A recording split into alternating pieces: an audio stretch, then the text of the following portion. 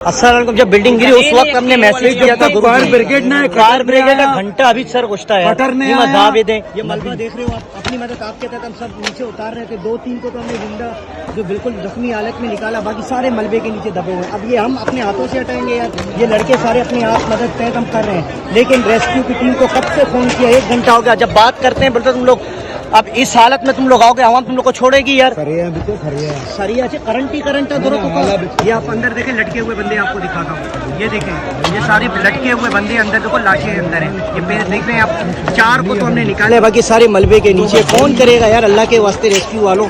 ऐसा कब से फोन किया है, कब से रिकॉर्डिंग की है, लेकिन मरवा और रवा करेंगे।